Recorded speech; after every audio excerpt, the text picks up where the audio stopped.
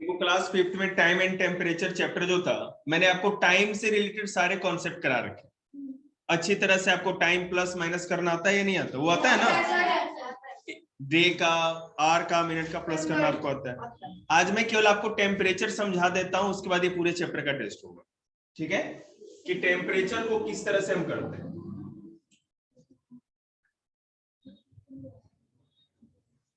अगर टेम्परेचर की बात करें,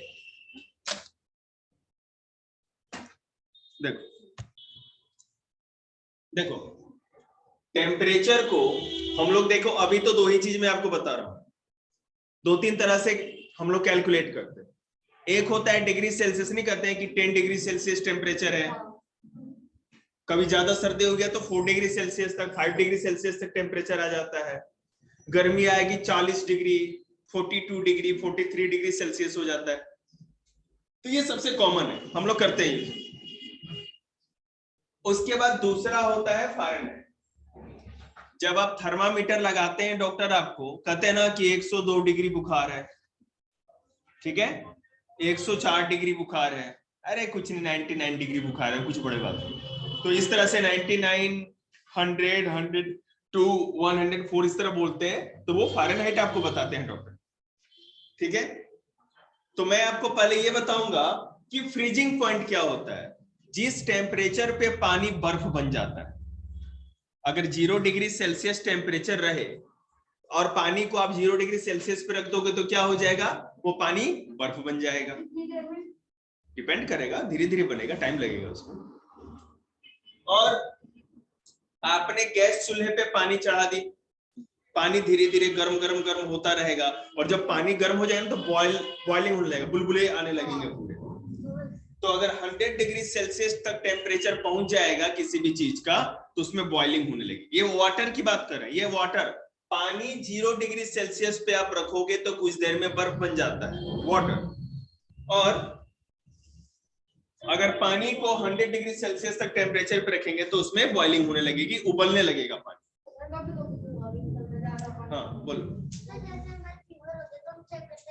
फ़ारेनहाइट में आप ह्यूमन बॉडी की बात करें तो ह्यूमन बॉडी की टेम्परेचर एक्चुअली 36 से 37 के बीच में होती है, तो 37 या 36 हम मान सकते, कोई दिक्कत नहीं।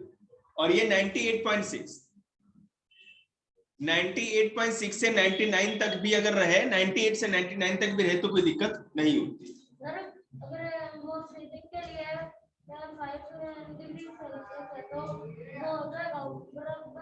नहीं, जब तक 0 डिग्री सेल्सियस नहीं बन सकता।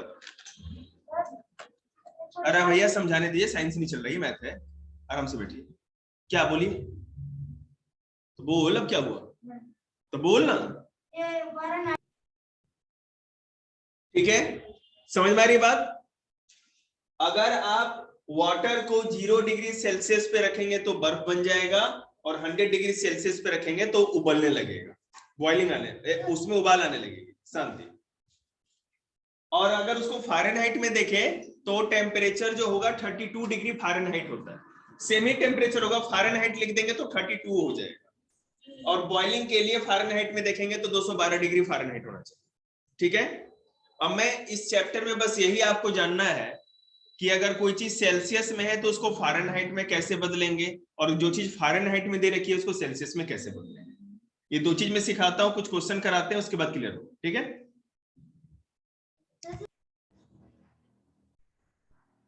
अगर कोई भी टेम्परेचर फ़ारेनहाइट में दी हुई है और कहा रहा है कि उसको सेल्सियस में बदल दो, जैसे पैसे को रुपीज में, रुपीज को पैसे में, वही कन्वर्ट है, कन्वर्जन।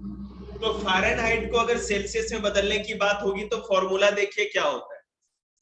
डिग्री सेल्सियस में बदलना है तो डिग्री सेल्सियस बराबर जितना डिग्री फ़ारेनहाइट दिया है वो लिखेंगे, उसमें -32 कर देंगे और मल्टीप्लाई 5/9 कर देंगे। मैं क्वेश्चन करके दिखाता हूं। हमारा क्वेश्चन है कि 113 या 113 डिग्री फ़ारेनहाइट को सेल्सियस में बदलना है। हम फॉर्मूला लिखते हैं, डिग्री सेल्सियस बराबर क्या होगा, फ़ारेनहाइट कितना है 113 लिख दिया। उसके बाद क्या करेंगे, 32 से -32 कर देंगे, ठीक है, गुने 5/9। अब 113 में 32 जाएगा तो कितना बच जाएगा, 81। ठीक है, 81 इंटू 5/9 आ जाएगा। मैं भी करके दिखा देता हूं। 9 9 जा 81, 9 5 जा 45 डिग्री सेल्सियस। फिर से देखो यहां पे ध्यान देना, 113 डिग्री फ़ारेनहाइट को सेल्सियस में बदलना है। फॉर्मूला क्या है, जितना फ़ारेनहाइट आपको दिया जाएगा उसमें से 32 माइनस कर देना। किसी का भी ऐसा ही होता है, फ़ारेनहाइट को सेल्सियस से बदलेंगे, यही फॉर्मूला है, दूसरा कोई फॉर्मूला नहीं। जितना फ़ारेनहाइट दिया है उसमें से 32 को माइनस कर दो।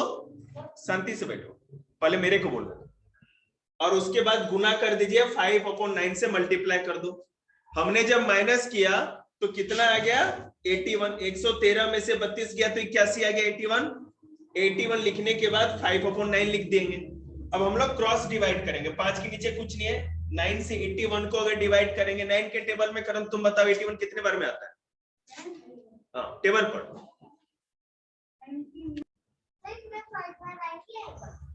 ऑलवेज आपका केवल ये 113 15 चेंज होगा, नहीं तो बाद बाकी ऐसा ही होगा। मैं यहाँ पर है ना अभी बहुत सारे क्वेश्चन अभी लिखूंगा आपके लिए, ठीक है? ये समझ में किसको नहीं है हाथ उठाओ। अरे कैसे मंदबुद्धि हो भाई, मैं आपको ये कह रहा हूं कि आपको कितना क्वेश्चन में क्या है ना, बस यही अलग होगा, नहीं तो 30। ये फॉर्मूला दिख नहीं रहा है तुमको? फॉर्मूला चेंज होता है क्या? फॉर्मूला हमेशा 32 ही माइनस होगा और 5/9 ही हमेशा लगेगा, ये कभी चेंज नहीं होगा।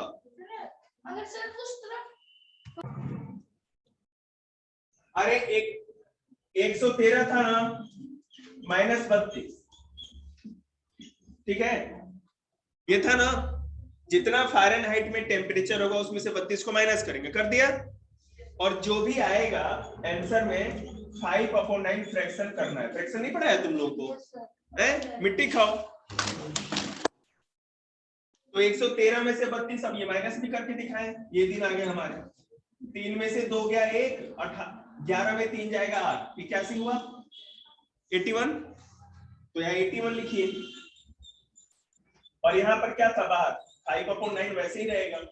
अब 5 के नीचे क्रॉस में कुछ है क्या? नहीं है ना, और 9 और 81 के साथ है, तो कट करके देखते हैं। 9 1 जा 9, 9 9 जा 81, नीचे 1 का कोई मतलब नहीं होता। अब क्या ऊपर बच गया, 9 into 5, अगर नीचे का कहो तो 1 है। ये भी बता दे, नहीं तो कहेंगे कि 1 कहां लेके चले गए, किसके अकाउंट में डाल दिया। तो 9 5 जा 45 डिग्री सेल्सियस बात आया। देखो, जब भी फ़ारेनहाइट की बात होगी, ठीक है ना, फ़ारेनहाइट को अगर सेल्सियस में बदलना होगा तो 32 को माइनस करेंगे, 5/9 तो मल्टीप्लाई दोनों में हो रहा है। कॉमन क्या है, फॉर्मूला याद कर लीजिए। अगर आपको फ़ारेनहाइट को सेल्सियस में बदलना हो या सेल्सियस को फ़ारेनहाइट में बदलना हो, 5/9, हाँ एक सेकेंड और, पहले इसमें 5/9 मल्टीप्लाई हो रहा था। एक फॉर्मूले को ही हम कर सकते हैं, फ़ारेनहाइट को सेल्सियस में बदलना था तो क्या हो रहा था, 32 माइनस हो रहा था और 5/9 मल्टीप्लाई हो रहा था, ठीक है? 113 में जो भी क्वेश्चन था। अब यहां पर क्या होगा, इसका अपोजिट, जो भी सेल्सियस दिया जाएगा उसमें आप क्या करेंगे, सॉरी सेल्सियस कितना 65, 5/9 करना पड़ेगा। सॉरी एक सेकेंड, मतलब अपोजिट करना पड़ेगा। यहाँ 5/9 था, इसको उल्टा कर दिया हमने, 9/5, और यहाँ -32 था, यहाँ +32। ध्यान दो, अगर फ़ारेनहाइट को सेल्सियस में बदलना था तो हमने क्या किया, फ़ारेनहाइट में 32 को माइनस कर दिया और 5/9 से मल्टीप्लाई कर दिया। अरे तुम मुंह बंद करो यार, ये फ़ारेनहाइट में समय ऐसा ही होगा, फ़ारेनहाइट की बात कर रहे हैं।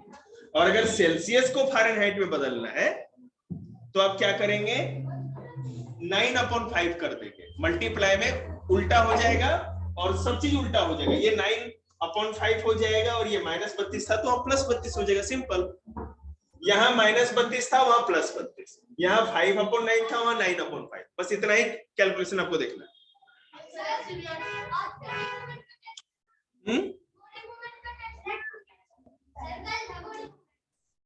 इसमें बॉडी मूवमेंट डर लगा है।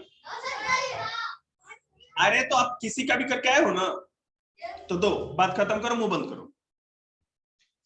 सर हम सर इसको ऐसे भी याद रख सकते हैं ना, उसको प्रॉपर और इम्प्रॉपर फ्रैक्शन। अरे ये कंफ्यूज हो जाएंगे भैया, आप कैसे भी याद रखिए, आप मत दिमाग लगाइए, नहीं तो ये इनको दिक्कत हो जाएगी। भैया मैं सेकंड से थर्ड को भी समझाना है ये चीज, आपको समझ में आ गया ना, आप अपना दिमाग देखिए, बस आपको समझ में आया, आप अपना ज्ञान मत दीजिए। ये हमने कर दिया, और प्लस 32, तो प्लस 32 बाद में कर दें। अब देखो 9 के नीचे तो कुछ नहीं इधर क्रॉस में, और 5 और 65 में है, तो अगर आपको नहीं आता तो आप दूसरा भी दिमाग लगा सकते हैं, एकदम छोटे बच्चे वाला दिमाग। आपने 65 अंदर लिया और 5 से उसको डिवाइड कर दिया, 5 1 जा 5, 5 3 जा 15, तो कितनी बार में खत्म हो गया? 13 बार में। ऊपर क्या हो गया? अब देखो आंसर आपको क्या कैसे लिखना है। 13 देख रहे हैं ना, 13 मल्टीप्लाई 9 और प्लस में क्या है? 32। तो पहले मल्टीप्लाई कर लो, 39 जा कितना होता है? 117, ठीक है, और प्लस 32, तो 7 और 2 9, 3 और 1 4, 149 डिग्री फ़ारेनहाइट आपका आंसर हो जाएगा। अब समझ में आया? ये फॉर्मूला याद रखिएगा।